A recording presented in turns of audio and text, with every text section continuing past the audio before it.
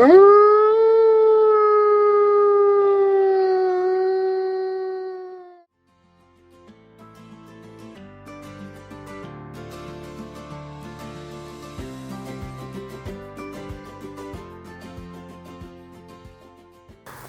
эртээр үеэс чоныг хямралаг амьтан гэж үздэг байсан. Яагаад хямралаг байсныг та нэг тайлбарлаж хэлээч. Монголчууд бол эртээр үеэс чоныг хямралаг гэж одоо үздэг байсны жишээ нь бол Тэнгэрийн амьтан гэж нэрлэж байсан. Тэгээд тэр юу гэхээр чонын тухай их өргөн философид байдаг.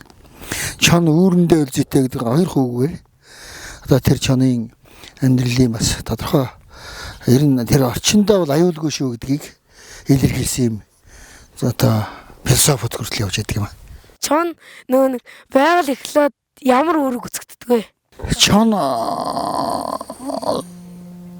ховрцсан газар байгалийн ургамлууд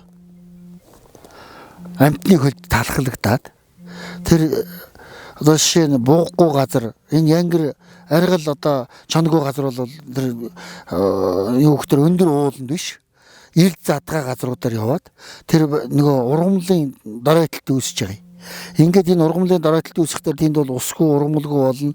Тэнд ан амтан бол одоо бас амьдрах нөхцөл мууж байгаа учраас чон одоо ирснээр юу хөөхтөр нөгөө амтны чинь барин тэр амтан өөрийгөө хамгаалахын тулд гүүн одоо хурдм хөдөлгөөнтэй болно, өөрийгөө хамгаалах дасгал сургууль болно, өөрийгөө хамгаалахын тулд бол өндөр уулуудаар явж байгаа. Ийм учраас тэр нөгөө байгалыг бол доройтлоос хамгаалж байгаа юм.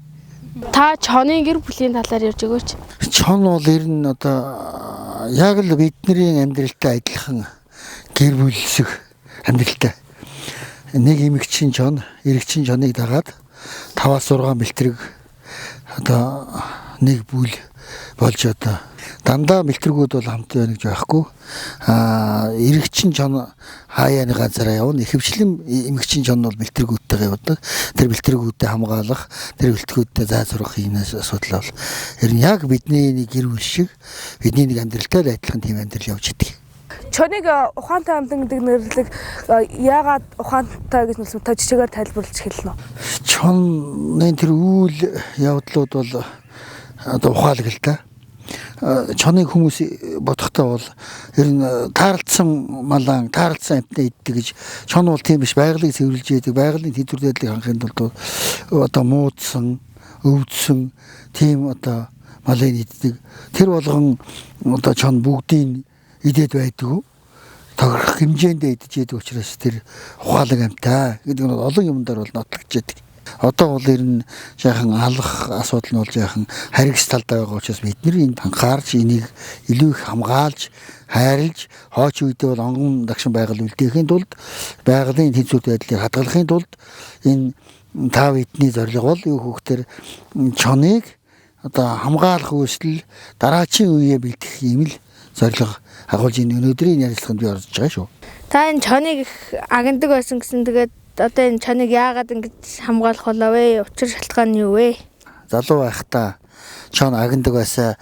Агнахын тулд тэр чоныг чинь өглөө хэдүүд одоо гарч ирэх үү, орой хэдээ явах уу, энийг судлаад энэ тэр гэр бүлсэг ийм одоо амьдралтай гэдгийг одоо мэдсэн судалсан учраас энийг алах биш, хамгаалах.